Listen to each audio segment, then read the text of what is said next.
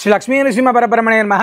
మన కుటుంబాల్లో చాలా కుటుంబాల్లో మనం ఎంత కష్టపడినా కూడా ఆ కుటుంబం అనేటువంటిది ఎదగకుండా ఆర్థికంగా కావచ్చు, ఆరోగ్యంగా కావచ్చు, భార్యాభర్తల దాంపత్య జీవితంలోను సంతానంలో వివిధ రకాలైనటువంటి ఇబ్బందులు మనం చూస్తుంటాం. వివిధ రకాలైనటువంటి కష్టాలని, అపమృత్యు దోషాలని, ఇలాంటివి ఎన్నో రకాలైనటువంటి ఇబ్బందులు వస్తుంటాం. వాటన్నిటికీ కూడా పితృదోషము అనేటువంటిది ఉంటుందని, ఆ పితృదోషం ద్వారా కుటుంబ వృద్ధి ఉండదు అని చెప్పి మనకు పెద్దలు చెప్తుంటారు. ఆ పితృదోషాలన్నీ తొలగిపోవడానికి పరమ పవిత్రమైనటువంటి భద్రాద్రి దివ్యక్షేత్రంలో శ్రీనృసింహ సేవావాహిని వారి ఆధ్వర్యంలో బ్రాహ్మణుడే కర్తగా ఉండి మహాలయ పక్షాలు 15 రోజులు కూడా అత్యంత భక్తి శ్రద్ధలతోటి ప్రాతకాలంలో గోపూజ, అనంతరం విశేషమైనటువంటి కల్పవృక్ష నారసింహ స్వామి వారికి చతుశ్చక్రి జనార్దనం అనేటువంటి సాలగ్రామానికి విశేషమైనటువంటి అభిషేకం, అదేవిధంగా నువ్వులతోటి విశేషమైనటువంటి పితృయజ్ఞాన్ని మహానారాయణ హోమం, మహారుద్ర హోమాన్ని నిర్వహించి గోదావరి నదీ తీరంలో మహాలయ తర్పణ శ్రాద్ధ కార్యక్రమాలను నిర్వహించుకోవడం, అనంతరం అన్నప్రసాదాన్ని వితరణ చేయడం, సాయంత్రం శ్రీమద్ భాగవత పారాయణం, వేద పారాయణం నిర్వహించడం జరుగుతుంది. ఎవరైనా గతించినటువంటి మీ పితృదేవతలకు ఆర్థిక ఇబ్బందుల్లో కావచ్చు, సమయాభావంలో మేము చేయలేకపోతున్నాం అనేటువంటి వాళ్ళు ఎవరైనా కూడా